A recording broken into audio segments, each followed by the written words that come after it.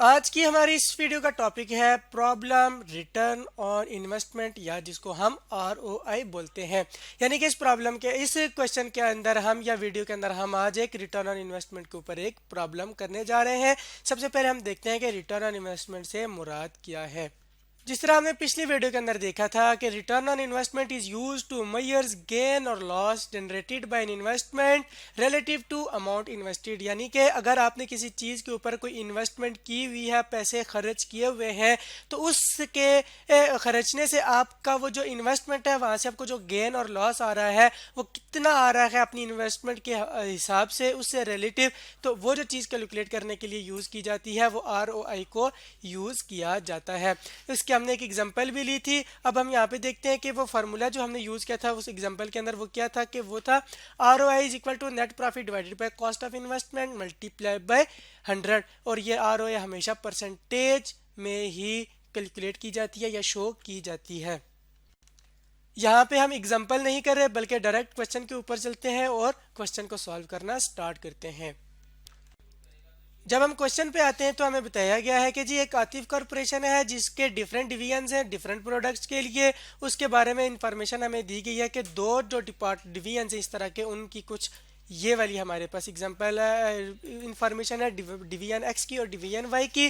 बताया गया है कि जी जो इस टाइम ROI है डिवीजन एक्स और डिवीजन वाई का, एक्स का 25, वाई का 9%। अब न्यू प्रोजेक्ट है कोई जिसके अंदर ये इन्वेस्ट करने जा रहे हैं, तो उसके लिए जो इन्वेस्टमेंट नीडेड है डिवीजन एक्स को वो भी 10 मिलियन और वाई को भी 10 मिलियन ही चाहिए। अब होगा क्या कि जी कंट्रोलेबल कंट्रीब्यूशन यानी कि एक्स और वाई जो है उसे अपने डिवीजन के लिए कितना कंट्रीब्यूशन कमा सकते हैं, तो एक्स जो है वो 2 मिलियन और डिवीजन वाई जो है 1.3 मिलियन कमा सकता है 10 मिलियन की इन्वेस्टमेंट के ऊपर। इसके अलावा हमें यह बताया गया है कि जो ओवरऑल कॉस्ट ऑफ कैपिटल है फॉर आतिफ कॉरपोरेशन वो है 15%। अब अगर हम बात करें कॉस्ट ऑफ कैपिटल की, तो ये आतिफ कॉरपोरेशन के लिए है 15%। अब कॉस्ट ऑफ कैपिटल क्या है? ये बेसिकली क्या होता है कि जी जो कैपिटल रेज किया है आतिफ कॉरपोरेशन ने, उसमें अगर हमारे पास शेयर कैपिटल भी है और लॉन्ग टर्म डेट्स हैं, वहाँ से अगर उसने कर्जा लेके भी अपनी जो कैपिटल है उसको इंक्रीज किया है, तो अगर हम डेट की एग्जांपल है तो डेट के लिए जो वो इंटरेस्ट दे रहा है, इसी तरीके से जो कैपिटल के ऊपर यानी शेयर होल्डर्स के को जो रिटर्न दे रहा है शेयर के इशू के बदले, उसका जब हम रिजल्ट लेते हैं तो वो कॉस्ट ऑफ कैपिटल कहलाता है। आतिफ कॉरपोरेशन के लिए वो कैलकुलेट किया गया 15% है। अब रिक्वायरमेंट हमसे पूछी गई है कि पहले बताएं कि ROI क्या होगा डिवीजन एक्स और डिवीजन वाई का इस न्यू इन्वेस्टमेंट के लिए, और साथ में ये कहा गया है कि जी आल्सो कमेंट करें कि ये जो इनका ROI कैलकुलेट होगा और उस ROI की बेसिस के ऊपर डिवीजन एक्स और डिवीजन वाई का जो मैनेजर है वो जो डिसीजन करेंगे, उस डिसीजन का effect as a whole Atif corporation के ऊपर क्या होगा वो हमने कमेंट करना है या उसको हमने डिस्कस करना है। तो चलते हैं हम अपने क्वेश्चन के सॉल्यूशन की तरफ, और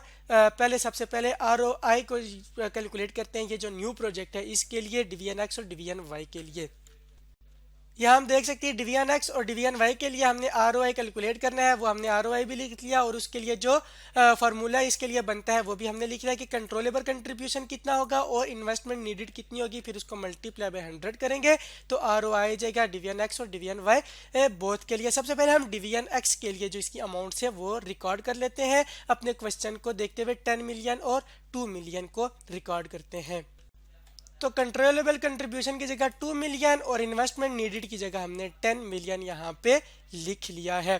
अब हम इसके लिए क्या करेंगे, अब जब 2 को डिवाइड करेंगे हम किसके साथ, 10 मिलियन के साथ, तो हमारे पास क्या आ जाएगा 0.2। अब फार्मूले के जब 100 के साथ मल्टीप्लाई होगा ये 0.2, तो ये हमारे पास 20% आ जाएगा। ये किसके लिए होगा, हमारे पास डिवीजन एक्स के लिए, यानी कि डिवीजन एक्स का ROI जो नया वाला आया है वो 20% आया है। अब अगर डिवीजन वाई के लिए हम कैलकुलेट करते हैं तो हमें ये बताया गया है कि जी इसका जो कंट्रोलेबल कंट्रीब्यूशन है वो कितना उसने दिया है, वो दिया है 1.3 मिलियन। तो अब यहाँ पे कंट्रीब्यूशन की जगह 1.3 और इन्वेस्टमेंट नीडेड की जगह 10 मिलियन जब हम लिखेंगे तो हमारे पास कुछ इस तरीके से सिनेरियो बन जाएगा कि 1.3 डिवाइडेड बाय 10 यानी कि जो इन्वेस्टमेंट है उसके साथ। तो जब हम इसको सॉल्व करते हैं तो ये हमारे पास बन जाता है 0.13, और जब मल्टीप्लाई 100 के साथ करते हैं ये जो फार्मूले वाला है तो ये 13% बन जाता है।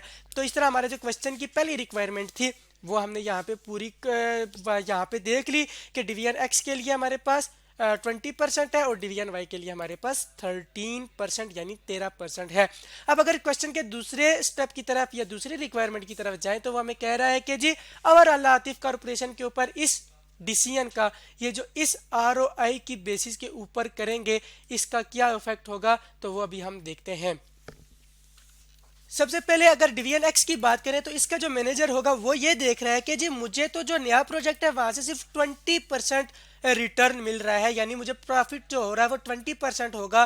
तो जब मैं पहले से जब हूं तो मुझे 25% मिल रहा है, तो इसका मतलब ये है कि जब अगर मैं इस इन्वेस्टमेंट करूंगा, इस वाली नई इन्वेस्टमेंट के अंदर जाऊंगा तो वहां पे मुझे 20% रिटर्न मिलेगा। तो ये जो मेरा 25% है ये उसके साथ जब एवरेज होगा तो वो कम हो जाएगा, यानी कि वो अपनी 25% वाली जो एफिशिएंसी है उसको बरकरार नहीं रख पाएगा। तो डिवीजन एक्स वाला कहेगा कि मैं इस 20% वाली इन्वेस्टमेंट को नहीं ले रहा। अगर हम बात करें डिवीजन वाई की तो वो क्या कहेगा, वो कहेगा मैं अभी जो कमा रहा हूं या जो मेरा भी आरओआई है वो है 9%, लेकिन अगर मैं ये नई वाली इन्वेस्टमेंट ले लेता हूं तो मुझे जो प्रॉफिट मिलेगा, ये जो मेरी इन्वेस्टमेंट होगी वो कितने की हो जाएगी, 13% की।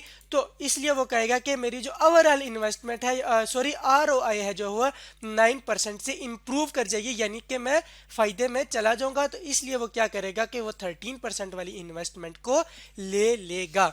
अब ये तो हो गई डिवीजन एक्स और डिवीजन वाई मैनेजर की जो अपने अपने डिवीजन के लिए डिसीजन मेकिंग थी वो। लेकिन अगर हम बात करें ओवरऑल आतिफ कॉर्पोरेशन की तो इस डिसीजन की वजह से, यानी डिवीजन एक्स और वाई के मैनेजर जो है उनके इन डिसीजन की वजह से इस पूरे आतिफ कॉर्पोरेशन पे क्या फर्क पड़ेगा, वो ये फर्क पड़ेगा कि यहाँ पे हम देख सकते हैं कि डिवीजन एक्स की अगर बात ना करें, ओवरऑल कंपनी की बात करें तो इस इन्वेस्टमेंट से कंपनी जो है वो 20% कमा रही है। हम यहाँ कंपनी की क्यों बात करें, क्योंकि डिवीजन एक्स जो है वो आतिफ कॉर्पोरेशन का हिस्सा है। तो ये ओवरऑल किसकी बात होगी, फिर ओवरऑल आतिफ कॉर्पोरेशन की ही बात हो गई। तो अगर वो आतिफ कॉर्पोरेशन 20% वाली इन्वेस्टमेंट करती है, लेकिन उसके लिए जो कॉस्ट ऑफ कैपिटल है, जहां से वो पैसे रेज करके इसके लिए एसिड खरीद रही है, तो वो एसिड को खरीदने की जो कॉस्ट है उसको सिर्फ 15% पड़ रही है, जबकि रिटर्न वो कमा रहा है 20%, यानी कि 5% वो ज्यादा कमा रहा है। तो वो फायदे में जा सकती है। लेकिन मैनेजर डिवीजन एक्स वाला जो है वो इसके ऊपर नहीं जा रहा, तो कंपनी के लिए ये नुकसानदेह है कि वो एक अच्छी अपॉर्चुनिटी को अपने हाथ से जाने दे रही है। लेकिन अगर दूसरी हाथ में बात करें इस 13% की, ये मैनेजर कह रहा है कि मैं तो ये इन्वेस्टमेंट करूंगा, लेकिन अगर ओवरऑल आतिफ कॉर्पोरेशन के लिए बात करें तो वो कहेगा कि इस इन्वेस्टमेंट के लिए जो मैंने कैपिटल रेज किया था उसकी जो मैं कॉस्ट दे रहा हूँ वो 15% है, जबकि मुझे ये 15% वाली कॉस्ट वाली जो कैपिटल है उसको इन्वेस्ट करके सिर्फ प्रॉफिट 13% हो रहा है, यानी कि मैं 15% कॉस्ट पे कर रहा हूँ और मैं कमा कितना रहा हूँ 13%, यानी 2% मैं लॉस में जा रहा हूँ।